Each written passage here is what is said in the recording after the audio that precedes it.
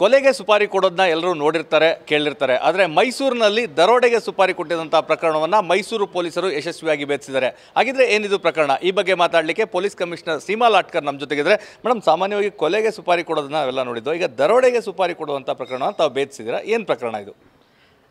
ಇದು 28ನೇ ತಾರೀಕಿಗೆ ಹೆಬ್ಬಾಳಲ್ಲಿ ಒಂದು ಇಂಡಸ್ಟ್ರಿಯಲ್ ಏರಿಯಾ ಇದೆ. ಅಲ್ಲಿ ಒಂದು ಸಿಲ್ವರ್ ಆರ್ಟಿಕಲ್ಸ್ ಮಾಡೋ ಫ್ಯಾಕ್ಟ್ರಿ ಇದೆ.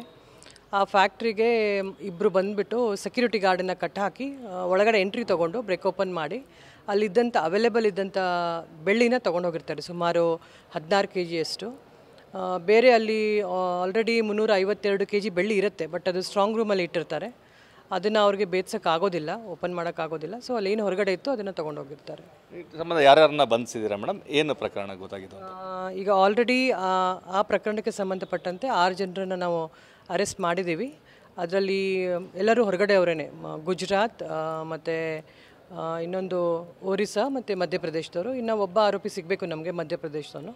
ಅವನನ್ನು ನಾವು ಅರೆಸ್ಟ್ ಮಾಡ್ತೀವಿ. ಈ ಅಂತಾರಾಜ್ಯ ಕಳ್ಳರು ಇನ್ವಾಲ್ವ್ ಆಗಲಿಕ್ಕೆ ಏನು ಕಾರಣ ಮೇಡಮ್? ಹೇಗೆ ಗೊತ್ತಾಯ್ತು ಅಂತ ಅವ್ರಿಗೆ? ಇನಿಷಿಯಲಿ ನಮಗೆ ಸೈಂಟಿಫಿಕ್ ಎವಿಡೆನ್ಸಿಂದ ಗೊತ್ತಾಯಿತು. ನಮ್ಮದೇ ಒಂದು ನ್ಯಾಫಿಸ್ ಅಂತ ಇದೆ, ಅಂದರೆ ಫಿಂಗರ್ ಪ್ರಿಂಟ್ ಬ್ಯೂರೋ. ಅದು it's all PAN India based. So ನಮಗೆ NCRB ಥ್ರೂ ಅದು ಗೊತ್ತಾಗುತ್ತೆ.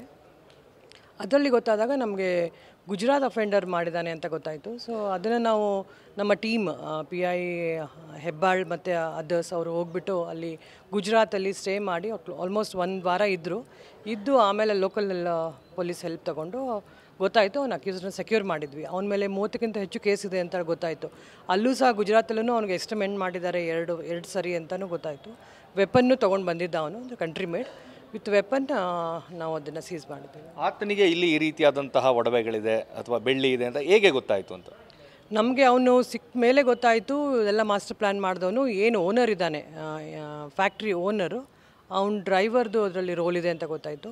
ಅವ್ನ ಡ್ರೈವರು ಗುಜರಾತ್ ಅವನು, ಅಕ್ಯೂಸ್ಡು ಗುಜರಾತ್ ಅವನು. ಸೊ ಇನ್ಸ್ಟಾಗ್ರಾಮಲ್ಲಿ ಅವರು ಚಾಟ್ ಮಾಡಿರ್ತಾರೆ, ಇವನಿಗೆ ಸಾಲ ಇರುತ್ತೆ ಒಂದು 50 ಲಕ್ಷ, ಒಂದು ಒಳ್ಳೆ ಕೇಸ್ ಕೊಡ್ತೀನಿ, ನಮ್ಮ ಓನರ್ ಹತ್ರ ತುಂಬ ಬೆಳ್ಳಿ ಇದೆ, ಒಂದು ಏನಾದರೂ ರಾಬ್ರಿ ಮಾಡೋಣ ಅಥವಾ ವೆಹಿಕಲನ್ನೇ ನಾವು ತೊಗೊಂಡು ಹೋಗ್ಬಿಡೋಣ ಆ ಥರ. ಸೊ ಅವರು 2-3 ಪ್ಲ್ಯಾನ್ ಮಾಡಿ ಫೈನಲ್ ಆಗಿ ಇದಕ್ಕೆ ಒಪ್ಕೋತಾರೆ. ಎಂಟ್ರಿ ಎಲ್ಲ ಅವನು ಮ್ಯಾಪೆಲ್ಲ ಮಾಡಿ ಕಳಿಸಿರ್ತಾನೆ, ಯಾವ ಎಂಟ್ರಿ, ಯಾವ ಎಕ್ಸಿಟು, ಮತ್ತು ಯಾವ ಕಡೆ CCTV ಇದೆ, ಯಾವ ಕಡೆ ಅವರು ಸೆಕ್ಯೂರಿಟಿ ಗಾರ್ಡ್ ಇರ್ತಾರೆ ಅಂತ. ಸೊ ಪ್ಲ್ಯಾನ್ ಪ್ರಕಾರ ಅವ್ರು ಬಂದು ಮಾಡಿರ್ತಾರೆ. ಆಮೇಲೆ ನಮಗೆ ಗೊತ್ತಾಗುತ್ತೆ ಇನ್ಸೈಡರ್ ಇವನೇ ನಮಗೆ ಅವ್ರಿಗೆ ಹೇಳ್ಕೊಟ್ಟಿರ್ತಾನೆ ಅಂತ. ಅವನು ಸಹ ನಾವು ಅರೆಸ್ಟ್ ಮಾಡಿದ್ವಿ. ಆತ ಕ್ರಿಮಿನಲ್ ಇಲ್ಲೆಲ್ಲ ಇದೆ ಅಂತೇಳಿ ಆತನಿಗೆ ಒಂದು ಸುಪಾರಿ ಕೊಡುವಂಥದ್ದು, ಇಲ್ಲಿ ಕಳ್ತನ ಮಾಡು ಅಂತೇಳಿ ಅಂತ. ಇಬ್ಬರು ಒಂದೇ ಸ್ಟೇಟ್ ಅವ್ರು ಇದ್ದಾಗ ಗೊತ್ತಾಗುತ್ತೆ ಅವ್ರಿಗೆ. ಅವನು ತುಂಬ ವಿತ್ ವೆಪನ್ ಎಲ್ಲ ಇನ್ಸ್ಟಾಗ್ರಾಮಲ್ಲಿ ಹೀರೋ ಥರ ಪೋಸ್ ಮಾಡೋದು ಅದೆಲ್ಲ ಅವನು ಮಾಡಿದ್ದಾನೆ. ಸೊ ಇನ್ಸ್ಟಾಗ್ರಾಮ್ ರೀಲ್ಸ್ ನೋಡ್ತಾ ಇರ್ತಾನೆ ಇವನು. ನೋಡಿದಾಗ ಅವ್ನಿಗೆ ಅಪ್ರೋಚ್ ಮಾಡಿಬಿಟ್ಟು ಆ ರೀತಿ ಕನೆಕ್ಟ್ ಆಗುತ್ತೆ. ಈಗ CC ಕ್ಯಾಮ್ರಾದಲ್ಲೂ ಸಹ ಓಡಾಡಿದ ದೃಶ್ಯಗಳು ಸರಿಯಾಗಿತ್ತಾ ಅಥವಾ ಹೇಗೆ? ಹೊರಗಡೆ CCTV ಕ್ಯಾಮ್ರಾಸಲ್ಲಿ ನಮಗೆ ಸಿಕ್ತು, ಮುಖಪರಿಚಯ ಎಲ್ಲ ಸಿಕ್ತು. ಬಟ್ ನಮಗೆ ಅದು ಗೊತ್ತಾಗಲಿಲ್ಲ ಯಾರು ಅಂತ, ಔಟ್ಸೈಡ್ ಅವ್ರ ಇನ್ಸೈಡ್ ಅಂತ ಹೇಳಿ. ಸೈಂಟಿಫಿಕ್ ಎವಿಡೆನ್ಸಿಂದ ಗೊತ್ತಾಯಿತು ಗುಜರಾತಲ್ಲಿ ಲೀಕ್ ಆಗಿದೆ ಅಂತ. ಬಟ್ ಒಳಗಡೆ ಏನು CCTV ಕ್ಯಾಮ್ರಾ ಇದೆ ಅದೆಲ್ಲ ಬ್ರೇಕ್ ಓಪನ್ ಆಗಿತ್ತು. ಸಾಮಾನ್ಯವಾಗಿ ಅಂತಾರಾಜ್ಯದಿಂದ ಬರುವಂಥವ್ರಿಗೆ ಇಲ್ಲಿ ಕೆಲಸ ಕೊಡುವಂಥದ್ದು, ನೇರವಾಗಿ ಕೆಲಸ ಕೊಡುವಂಥ ಕೆಲಸವನ್ನು ಒಂದಷ್ಟು ಫ್ಯಾಕ್ಟ್ರಿಗಳು, ಒಂದಷ್ಟು ಅಂಗಡಿಗಳು ಮಾಡ್ತಾರೆ. ಅವ್ರಿಗೆ ತಮ್ಮ ಕಿವಿ ಮಾತು. ಈಗ ನೀವು ಇಲ್ಲಿ ತೊಗೊಂಡ್ರೂ ಸಹ ಈ ಪರ್ಟಿಕ್ಯುಲರ್ ಕೇಸಲ್ಲಿ ಏನು ಫ್ಯಾಕ್ಟ್ರಿ ಇತ್ತು ಅದು ಇಂಪಾರ್ಟೆಂಟ್ ಫ್ಯಾಕ್ಟ್ರಿ, ಬೆಳ್ಳಿ ಆರ್ಟಿಫೆಕ್ಟ್ಸ್ ಮಾಡೋ ಫ್ಯಾಕ್ಟ್ರಿ. ಅಲ್ಲೂ ಸಹ ಹೊರಗಡೆಯವರೇ ಇದ್ದಾರೆ. 7 ಸ್ಟೇಟ್ ಅವರು ಇದ್ದಾರೆ, ವೆಸ್ಟ್ ಬೆಂಗಾಲವರಿದ್ದಾರೆ, ಒರಿಸ್ಸಾದವರಿದ್ದಾರೆ, ತಮಿಳ್ನಾಡವರಿದ್ದಾರೆ ಮತ್ತು ಗುಜರಾತ್. ಅದು ಬಿಟ್ಟು ನಮ್ಮ ಕರ್ನಾಟಕದವರು ಕಡಿಮೆ, ಅಲ್ಲಿ ಎಲ್ಲ ಹೊರಗಡೆಯವರೇ ಇದ್ದಾರೆ. ನಾವು ಯಾವ ರೀತಿ ನೀವು ಕರ್ಕೊಂಡಿದ್ದೀರಾ ಇವ್ರಿಗೆ ಅಂದರೆ ಅವ್ರದ್ದೇನು ಆ್ಯಂಟಿಸಿಡೆಂಟ್ಸ್ ಏನೂ ಚೆಕ್ ಮಾಡಿಲ್ಲ ಅವರು. ಯಾರೋ ಒಬ್ಬ ಬಿಟ್ಟು ಹೋಗ್ತಾ ಇದ್ದರೆ ಇನ್ನೊಬ್ರಿಗೆ ಯಾರಿಗೋ ಸೇರಿಸಿ ಹೋಗ್ತಾನೆ, ಆ ರೀತಿ ಬಂದವರೇ ಜಾಸ್ತಿ ಇದ್ದರು. ಸೊ ಈ ರೀತಿ ಇಂಪಾರ್ಟೆಂಟ್ ಫ್ಯಾಕ್ಟ್ರೀಸಲ್ಲಿ ಹೊರಗಡೆ ಸ್ಟೇಷನಿಂದ ಬರೋರೆಲ್ಲರೂ ಪೊಲೀಸ್ ವೆರಿಫಿಕೇಷನ್ ಮಾಡಿಸಿದ್ರೆ ಒಳ್ಳೆಯದು ಅಂತ ಹೇಳ್ತಾರೆ. ಎಲ್ಲ ಕೆಲಸಗಾರರದ್ದು ಒಂದು ಹೌದು ಅಪರಾಧಗಳನ್ನ ತಡೆಯಬಹುದು ಅಂತ. ಅಂದರೆ ಈಗ ಒಂದು ಕಡೆ ಅಪರಾಧವನ್ನು ತಡೆಗಟ್ಟಬೇಕು, ಅಪರಾಧಿಗಳನ್ನ ಹಿಡಿಬೇಕು ಅಂತ ಪೊಲೀಸ್ ಹೋಗ್ತಾರೆ. ಸಾರ್ವಜನಿಕ ಸಹಕಾರ ಎಷ್ಟು ಮುಖ್ಯ ಆಗ್ತದೆ? ಇಬ್ಬರು owners lies on them also. ಅವ್ರಿಗೂ ರೆಸ್ಪಾನ್ಸಿಬಿಲಿಟಿ ಇದೆ ಒಂದು ಸೊಸೈಟೀಲಿ.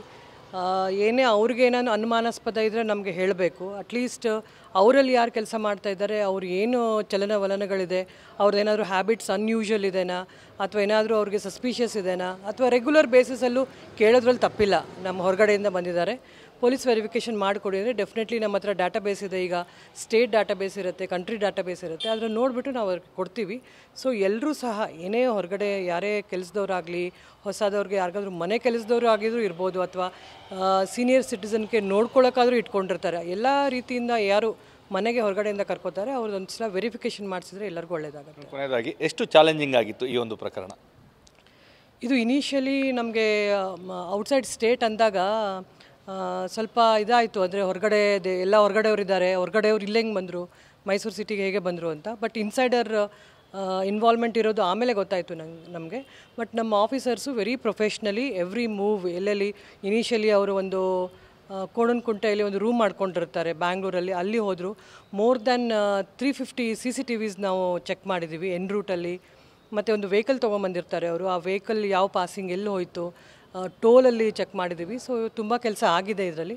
ನಮ್ಮ DCP ಕ್ರೈಮ್ ಸೂಪರ್ವಿಷನ್ನಲ್ಲಿ ಮತ್ತು assistants DCP law and order ಮತ್ತು ACP ಇನ್ಸ್ಪೆಕ್ಟರ್ ತುಂಬ ಚೆನ್ನಾಗಿ ಕೆಲಸ ಮಾಡಿ ಇದು ಒಳ್ಳೆ ಟೀಮನ್ನು ಬಿಲ್ಡ್ ಮಾಡಿ ಕೇಸನ್ನು ಪತ್ತೆ ಮಾಡಿದ್ದಾರೆ.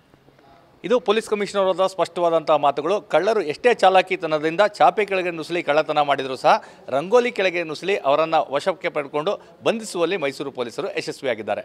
ಕ್ಯಾಮ್ರಾ ಪರ್ಸನ್ ಪ್ರಮೋದ್ ಜೊತೆ ರಾಮ್, TV9 ಮೈಸೂರು.